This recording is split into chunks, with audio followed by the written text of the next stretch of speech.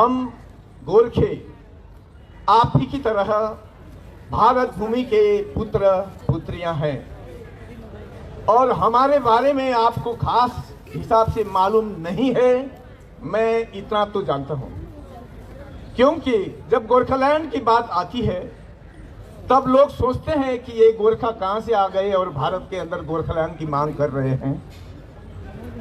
आपको ये जानना जरूरी है कि भारत के अंदर ये जब गोरखे आ गए, लोग कहते हैं, काफी सारे राष्ट्रीय टीवी में मैं देखता हूं, लिखा होता है, बोला गया होता है कि गोरखे फला फला साल में भारत के अंदर में आ गए। ये सरासर गलत इंफॉर्मेशन है। इसलिए मैं इस बात को क्लियर करना चाहता हूं कि हमारी मांग क्यों जायज है और हमारी मांग कब तक पूरा हो चुका होना चाहिए था और भारत के अंदर हमें किन किन अपराधों की और किन किन अन्याय को सहना पड़ रहा है, ये आपको जानना जरूरी है। भारत के अंदर जब गोरखाओं का भूमि आया,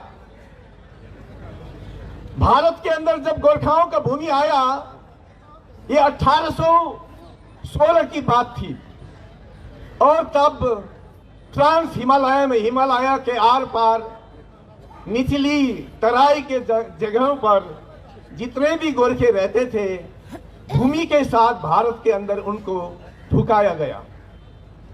और तब जब गोरखाओं का जो भूमि भारत में आया तो 64,000 वर्ग किलोमीटर लैंड भारत के अंदर आया था। और आज हम अपने राज्य के लिए जो जद्दोजहद कर रहे हैं, आंदोलित हो रहे हैं, हम बस खाली उस भूमि का 10% भाग यानी कि 6,450 वर्ग किलोमीटर ऑफ लैंड हम गोरखालैंड के मानचित्र के तहत मांग रहे हैं। ये चाह नहीं है, ये हमारी भूमि सिद्ध अधिकार है। और जो हमारी भूमि सिद्ध अधिकार है वही भूमि सिद्ध अधिकार हम लोगों का जो था, पैतृक जो संपत्ति था, उससे हमको अलग अब तक रखा गया है।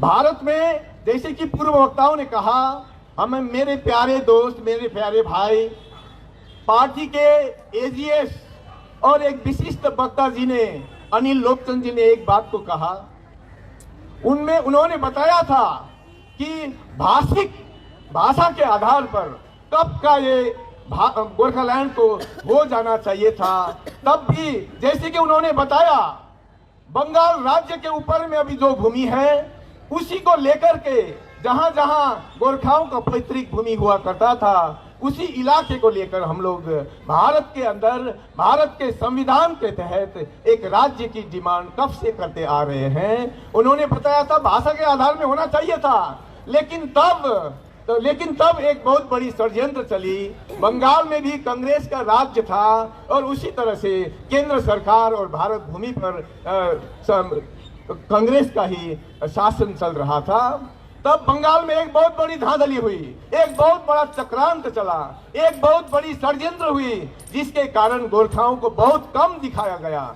गोरखाओं का जो लिंगुआ फ्रांका है, नेपाली भाषा है, वो बोलने वालों को बहुत कम 16% दिखा करके बाकी गोरखाओं को अगोरखा बना करके दिल्ली के साथ वो रंग इंफॉर्मेशन बंगाल से आया, जिसके कारण गोरखाओं को इतना कम दिखाया गया कि तब जब भाषा के आधार में आंध्र प्रदेश पहले राज्य बना और दूसरे राज्य बनते गए, तब ही गोरखाओं का राज्य बनना चाहिए था, लेकिन गोरखाओं को राज्य दिया नहीं गया।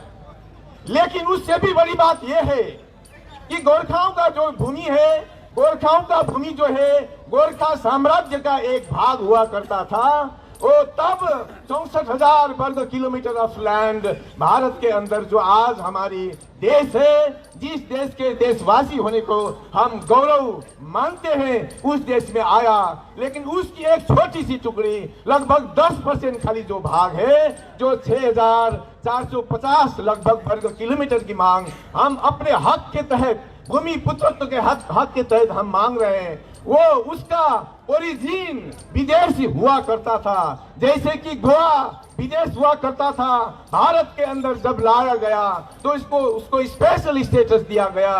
गोवा दामन दीव तब ही वो यूनियन टेरिटरी बना और 1987 में गोवा जो है वो गोवा एक पूर्ण राज्य बन चुका है। बाकी दामन और दीव जो है अभी तक भी स्पेशल स्टेटस थामे हुए हैं, यूनियन टेरिटरी के तहत उनको रखा गया है।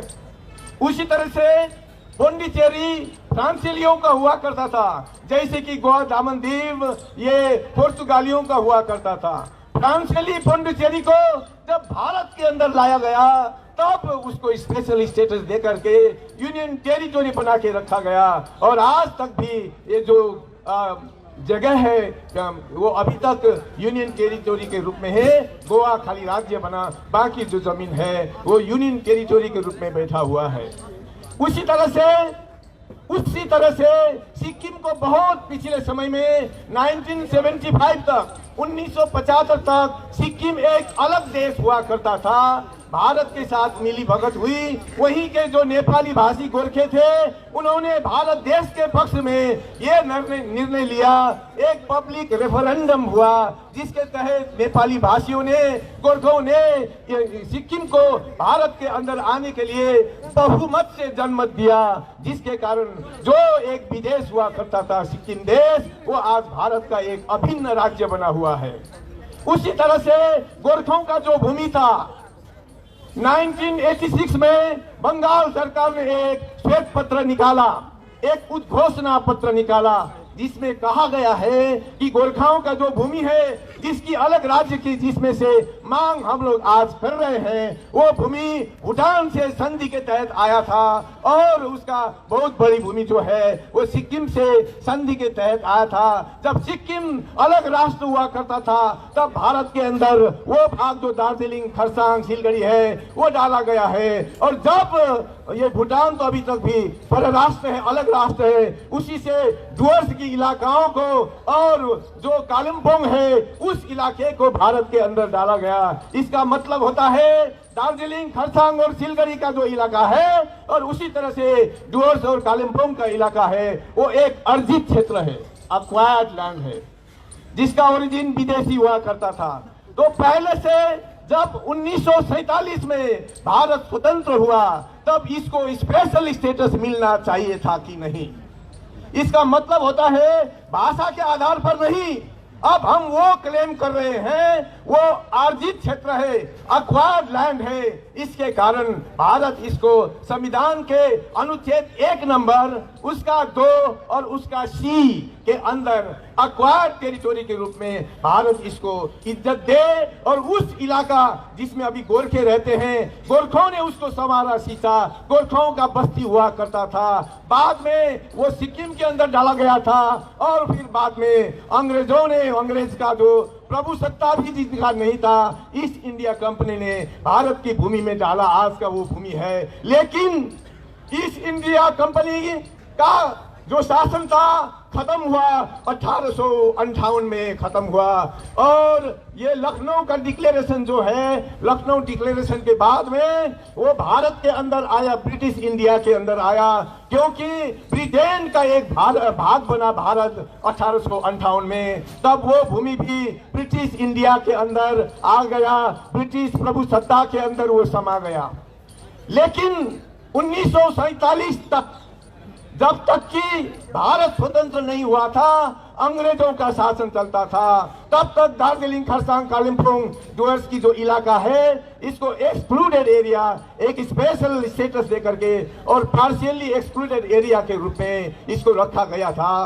ये 1956 तक बंगाल के मैप में ढुका ही नहीं, बंगाल में ये डाला ही नहीं गया था। लेकिन दुख की बात है, कोई भी सरकार चलती है, अब का हमारी भारत सरकार गौरवशाली सरकार चलती है तो संविधान के तहत, संविधान के आधार पर चलती है।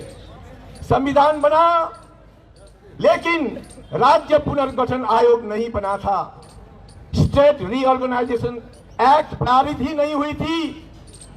1956 से नया राज्यों का ढांचा बनना शुरू हुआ, लेकिन वो राज्य पुनर्गठन आयोग बैठने से पहले, राज्य पुनर्गठन आयोग का एक्ट पारित होने से पहले ही एक षड्यंत्र चला और बंगाल ने ऐसा इंफॉर्मेशन आपको केंद्र सरकार को दिया जिसके कारण राज्य पुनर्गठन आयोग बनने से पहले ही 1954 में एब्जर्व एक्ट, एक ढुलमुल एक्ट बना करके इसको बंगाल में ढुकाया गया।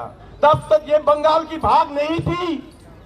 केंद्र सरकार की जो प्रबुद्ध समुदाय है, इंटेलेक्चुअल्स है, ब्यूरोक्रेट्स है, पुरानी जो मैप्स है उसको लेकर के देख ले, अपनी आर्काइव से, अपनी संग्रहालय से उन मैपों को, पुराने मैपों को निकाल के देख ले कि ये कहीं बंगाल का भाग था कि नहीं। ये बंगाल का था ही नहीं, बंगाल का भूमि हुआ करता था ही नहीं। इसलिए हम कहते हैं कि हमारे प्यारे केंद्र सरकार, हमारे महामहिम राष्ट्रपति जी, उसी तरह से अति मान्यवर होम मिनिस्टर साहब, हमारे अति मान्यवर प्रधानमंत्री जी, आप हमें संविधान सम्मत जो हमारी भूमि पुत्रत्व की अधिकार है, हमारी 64,000 वर्ग किलोमीटर लैंड लेकर के, क्या आप हमें उसका 10% दे नहीं सकते? इसलिए हमारी मांग अलग राज्य को काट करके बनाने में नहीं आता है। हमारी मांग अलग अलग राज्य से टुकड़े लेकर के बनाने की बात नहीं आती है। थोड़ी सी पास हिस्ट्री में चले जाएं तो भूमि अलग हुआ करता था, एक स्पेशल स्टेटस था, उसी स्पेशल स्टेटस में लौटा दीजिए। और वो सेंसिटिव एरिया है, सब लोग कहते हैं संवेदनशील एरिया है, तो क्यों न सरकार उसको डायरेक्टली देखने ना लगे। तो आप जिस तरह का स्टेप लेकर के उस इलाके को अपने डायरेक्ट प्रशासन में अगर लेना चाहते हैं, आप उसको ले लें। गोरखाओं का जो अधिकार है उसके हिसाब से देखेंगे अगर, तो उसको राज्य के रूप में आप जल्दी से जल्दी इसको करें। यही बहुत बड़ा न्याय, संवैधानिक न्याय इन भूमिपुत्र, देशभक्त भूमिपुत्रों के ऊपर, गोरखाओं के ऊपर आपका बहुत बड़ा न्याय होगा। अब तक जो अन्याय हुआ है उसको हटाना सरकार को जरूरी है। गोरखे कब तक पेशेंस रखेंगे, कब तक धीरे धरे रहेंगे? गोरखे ऐसे गोरखे हैं जो स्वाधीनता संग्रामी है, जो देश के रक्षक है। जब आजाद हिंद फौज था तब भी उसमें 13,000 गोरखे थे, अब भी बॉर्डर में लगभग 1 लाख गोरखे हैं। और ऐसे लाखों लाख गोरखों ने इस भूमि को सींचा, खाली पसीने से नहीं लेकिन अपने खून से सींचा, अपनी बदन से सींचा। और ये बदन के रखवाले गोरखों का हालत क्या है वो सरकार ठीक तरह से देखे और जितना जल्दी से जल्द हो इन भूमिपुत्रों को हक मिले, हम यही चाहते हैं। तो मैं ज्यादा अब लंबा नहीं खींचना चाहता, खाली यही बोलना चाहता हूँ, सरकार तेरा लाख शुक्रिया करना चाहते हैं तब जाके जब गोरखालैंड बनेगी। अब तक बिना भूमि अधिकार गोरखों ने देश की सेवा की है।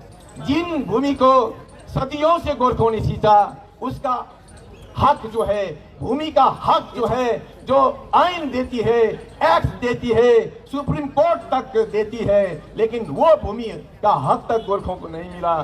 तो केंद्र सरकार क्या देख रही है? केंद्र सरकार की जो मैकेनिक्स है, आईबी क्या देख रहे हैं, एसएसबी के आईबी क्या देख रहे हैं, सीआईबी क्या देख रहे हैं, लॉ क्या देख रहे हैं, सबों को ये वो जो हम लोगों का जो जमीन है उसके ऊपर गोरखों पर जो अन्याय हो रहा है वहां नजर लगा करके केंद्र सरकार को सही इंफॉर्मेशन देना जरूरी है, ताकि गोरखों का जो हक है, ये सपना नहीं है, ये चाह नहीं है, हम लोगों का जो भूमि का हक है वो राज्य वहां पर बना करके सरकार इसको पूर्ण करे।